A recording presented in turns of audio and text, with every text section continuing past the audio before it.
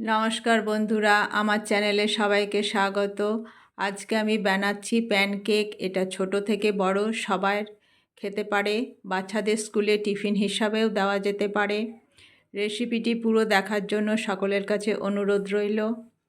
আমি একটা ছোট বাটির 1 বাটি ময়দা নিয়েছি, আর একটা ডিম লাগবে।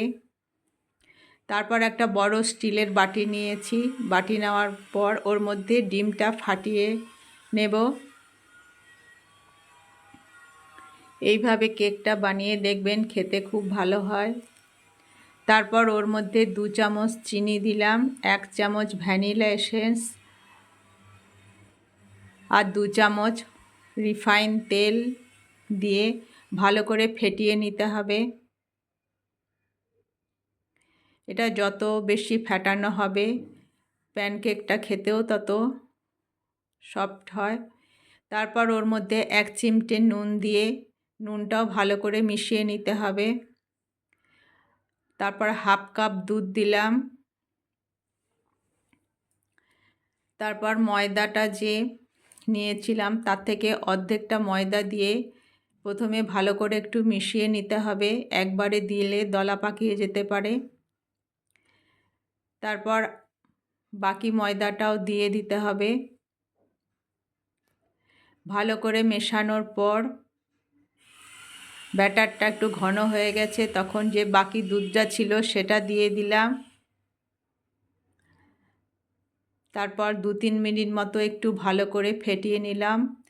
ফেটানোর পর ওর মধ্যে 2 চামচ পাউডার দুধ আর 1/2 কাপ মতো জল দিলাম।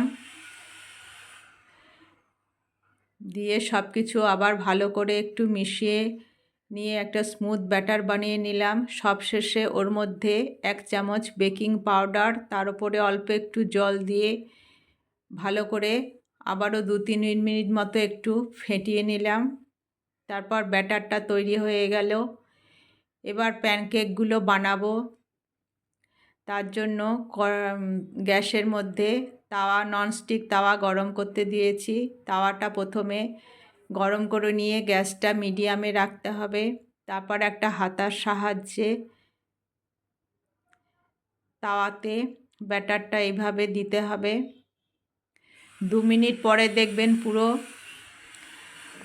ব্যাটারটার উপরে এরকম জালি জালি হয়ে যাচ্ছে।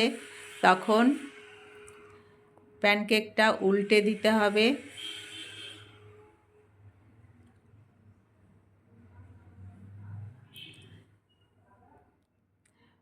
এইভাবে এদিকটাও 2 মিনিট মতো রাখতে হবে। তারপর 1 মিনিট করে 2 সাইড আর একটু সেঁকে নিতে হবে।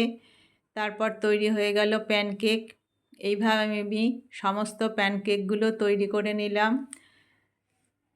রেসিপিটা ভালো লাগলে অবশ্যই লাইক কমেন্ট করবেন। তারপর গরম গরম 1 কাপ চায়ের সাথে সার্ভ করলাম।